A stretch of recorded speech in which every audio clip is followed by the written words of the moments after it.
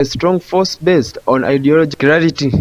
CDF, sir, I accept the appointment and reaffirm to you that I will put in great effort to perform to the expectations of the political and military leadership of the UPDF and all officers and men of the mighty UPDF. The ceremony was also attended by the Modiva Under Secretary in charge of Finance and Administration, Ms. Edith Buturo, Under Secretary Logistics, Mr. Ngabirano Francis, and Under Secretary UPDF Air Force, Mr. James Mutabazi. May God Almighty, the Creator of heaven and earth, bless you in that office, walk with you while you are in that office, and forever and ever. Amen. Gntv at Gotv. In another news, for the first month in many months, leaders of opposition of Forum for Democratic Change Party stood face to face in public as they paid their last respects to one of their party pioneer members, Sarah Eperu, who passed away last week. Altogether, they praised the late Sarah Eperu for her contribution towards Forum for Democratic Change Party. Let's take a look. It would be completely difficult to describe Sarah without talking about the events that happened in her native Teso when the rogue regime in power today invaded Teso. Men and women who came from the bush and caused mayhem in the same region that I come from.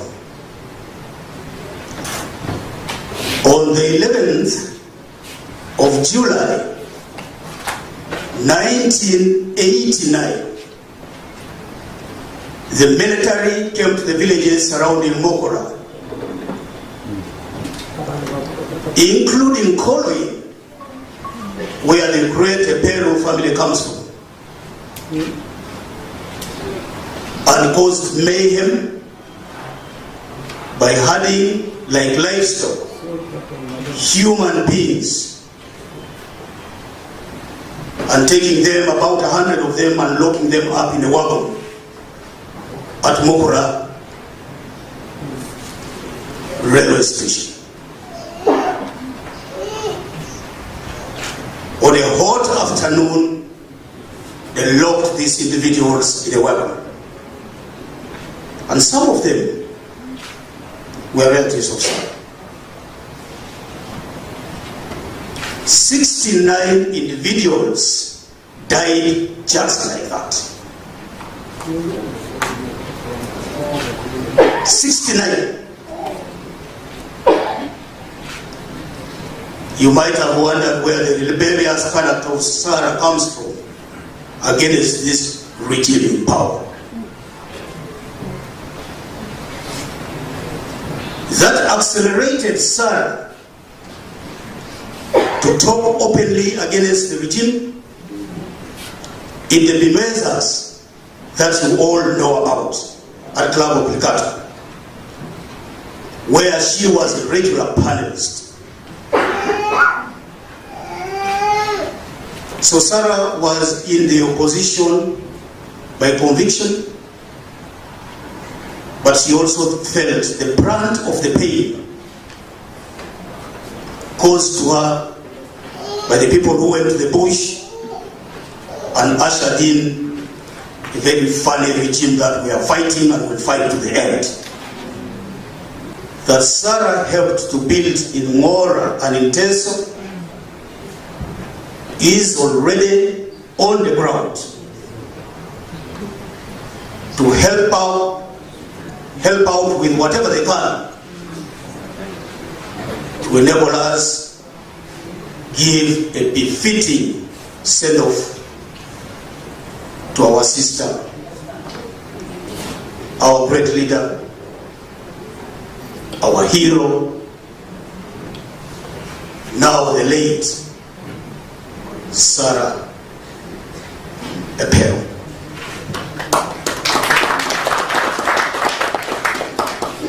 Sarah believed in a united Uganda.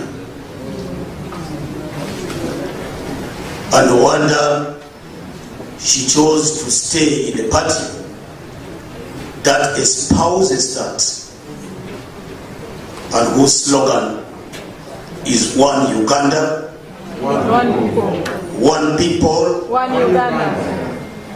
We will be honoring Sarah with the draping of her coffin in the colors that she so much loved, and I'm happy that these colors are being manifested in this church today.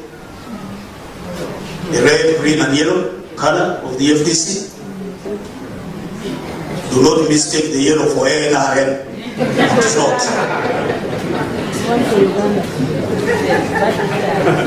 God bless you all. Go well, my sister. Go well, Sarah. And I think that is indeed a testimony of what Sarah is.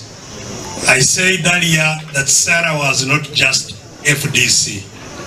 She was simply a freedom fighter whose voice stood for those who had no voices. Zaasimwe, Gntv at 12. Thank you, Desire, for that report. And in another news, a 40-bed capacity isolation center at Kisoro Hospital is going to be constructed, and this project is estimated to cost Ugandan shillings 4.12 billion and for a period of 1 year. During the official site handover, Dr. Emmanuel highlighted the capacity's need for an isolation unit. We have more. Authorities in Kisoro district commenced the construction of a 40-bed capacity isolation unit at Kisoro Hospital in Kisoro municipality with a total investment of 4.12 billion Ugandan shillings. The official handover of the construction project to Gazes Uganda Limited took place in Kisoro municipality. For years, Kisoro Hospital grappled with the challenge of lacking an isolation center.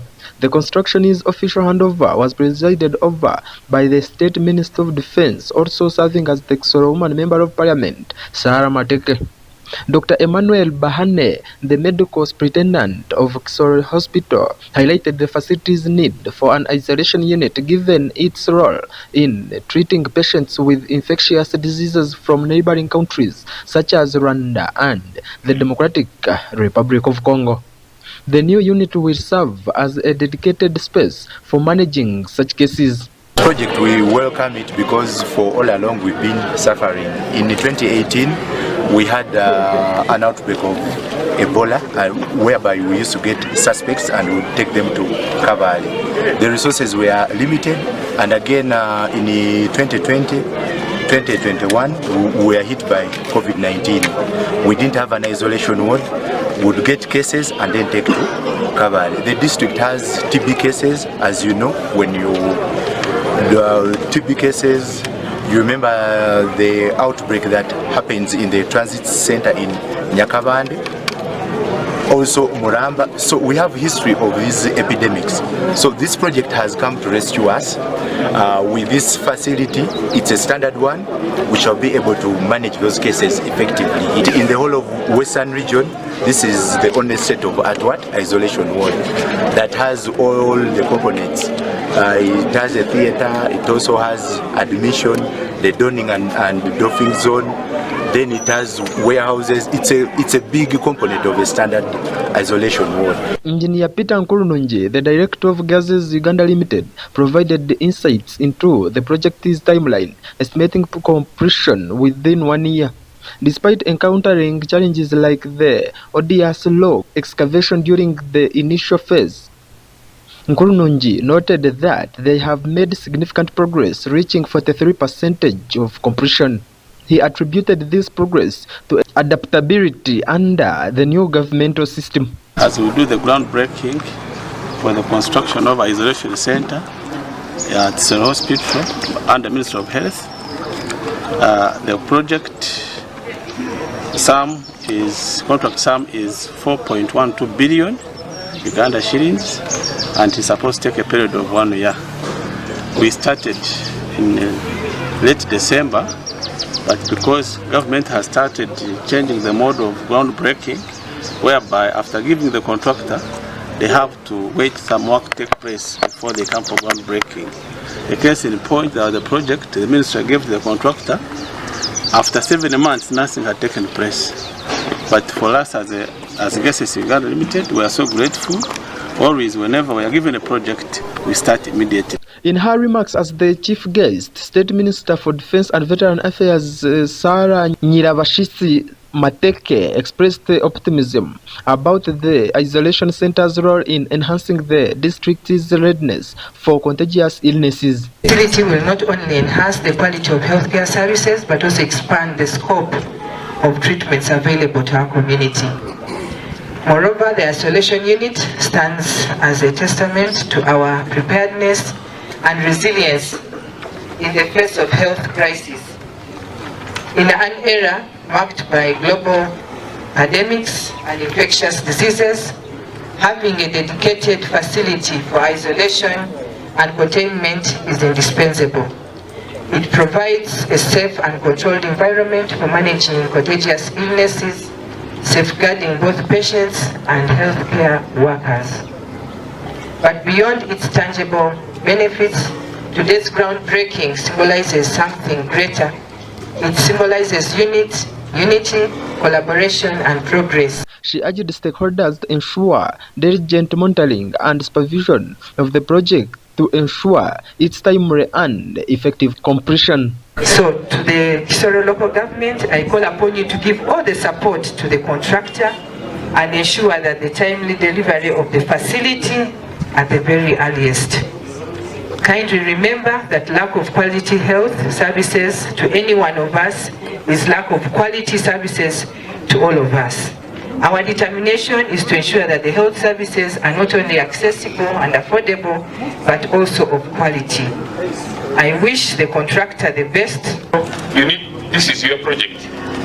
In addition to the team that we have here supervising the project, we have a consultant already employed, and the consultant is coming with a clerk of works that is going to be on the ground to ensure that we get the right quality for this project. This is an isolation facility that is for highly infectious diseases. Gntv, Gotv.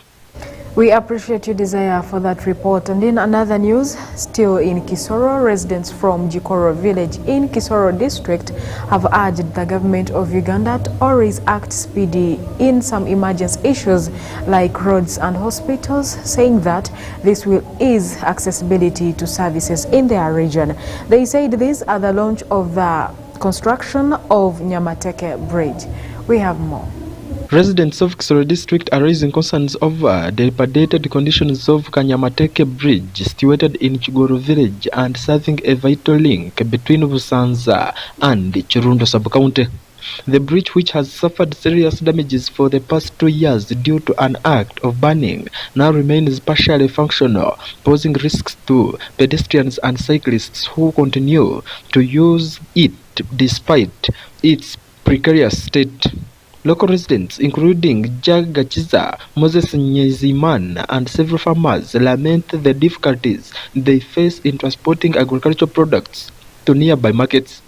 With most bridges in the area inaccessible to vehicles and motorcycles carrying heavy loads, the transportation of goods has become increasingly challenging. Konga gatonda wakorera akamuyamba yamwihayo omwijo musigazi akagwa hari hasi kwazana umurunga umugoyi kwa mutamu yafatiriza twamukundura kwa mwihayo konga munanga turashaka kugira ngo mutuyane tubona nk'abaturage nukuzana abarwayi bamwe tukagwamo ariko n'abavuye Kibugu Gikoroga hizana Karamba so reverend wacu yavuyemo kwamuvanamo hagwamo undi babiri bo barapfuye baragiye abandi tubakomezaga imigozi yego mwana ngo dufite ku Rutindo se. Gerard Bayinzabe, a border rider, expressed concerns about the safety of crossing the bridge, noting incidents where colleagues have fallen off and lost their lives, emphasized the need for assistance when carrying heavy loads across the bridge. Chora kumurimo kuka boda Kanyamateke rivaka so urutiro rwacu rwo muri kureba katwe nk'aba boda rurabonesheje ntawashobora kunyura wikoreye ibintu biremereye ni ugushaka wo kukwambutsa kugufatiraho so cyo tuza gavumenti tuyambe dukora Rutindo natwe tuwe mu mbera nziza kuba nk'abahetsi imodoka yashoboraga kugera ino igapakinga aho umurwayi ari ariko ubu ngubu kiri kuduhata kubanza twambutse Rutindo icyo tubona bonesha nk'abasaza duhetse umurwayi kwambutsa muri kuri ahantu kwambutsa umurwayi ni ugukambakamba so icyo twese bagavumenti ni ukutambika dukora Rutindo ngo natwe tw'abanyarwanda bazima twinjira mu muvumenti twayumviramo. George Ndiabaje, chairperson LC1 Chigoro Village, criticized the government for neglecting the reconstruction of the bridge, resulting in true economic stagnation and hindrances to transportation for years.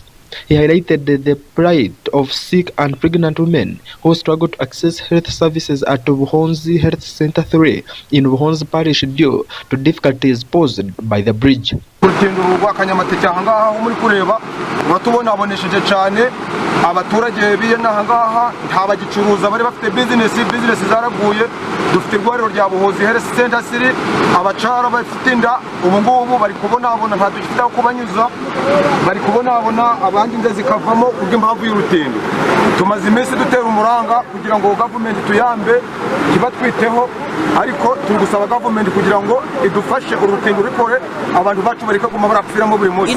In response to the outcry from residents while commissioning the construction of the bridge, Honorable Sarah Mateke, the State Minister for Defense and Veteran Affairs and the woman member of Parliament for Kisoro District, acknowledged the tragic toll of the bridge's poor condition with the reported deaths. Today we are officially commissioning Kanyamateke Bridge. This is a bridge that had originally been in the NRM manifesto since 2010-2011, and we had expected that it would be worked upon during that time, but I think the finances were not enough. But finally, government of Uganda, and to be specific, NRM government fulfilling its manifesto has finally given us money, and we are going to build the bridge.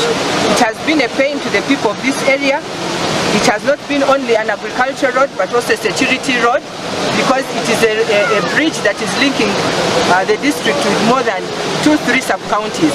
She assured the public that the government is taking action to address the issue, emphasizing the significance of the bridge not only for agricultural purpose but also for security as it connects 3 sub-counties. I want to thank the people of Busanza, Nyabishenya, to be specific, for the patience that they have had. We have lost many people on this bridge, especially those who come not knowing that the bridge got a problem. We tried closing it, but at times people think it is a shortcut and want to maneuver, and of course we have lost more than 10 people on this bridge. But we thank God that finally we are going to have this bridge worked up. The construction contract for the Nyamateke Bridge was awarded to Gazes Uganda Limited. According to Engineer Peter Nkurunonji, the company's director, the construction is expected to take 12 months at a cost of approximately 2.1 billion Ugandan shillings. Nkurunonji called for cooperation between locals and local leaders to ensure the timely completion of quality work on the bridge. We have been given a contract to construct a bridge. That bridge is going to cost 2.09 billion, almost 2.1 billion. The projects are in the period of 1 year, and as we have always done our best, we shall ensure the project is all the projects are completed before time. Because you look at the need of the people. You were all at the bridge. People are not accessing the other side of the district. So and some people have already died on the same bridge. So we shall work hand in hand with the community to ensure that these works are completed.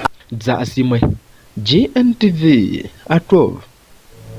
We appreciate your desire for that report, and our dear viewers of Gntv, that's all we had for today, and thanks for being part of us from the time we started to the time we are coming to the end of our today's bulletin. Thank you for being part of us from Monday to Friday, and up next is a lunch hour service at King of Kings Church. Please come and attend, and more is to come.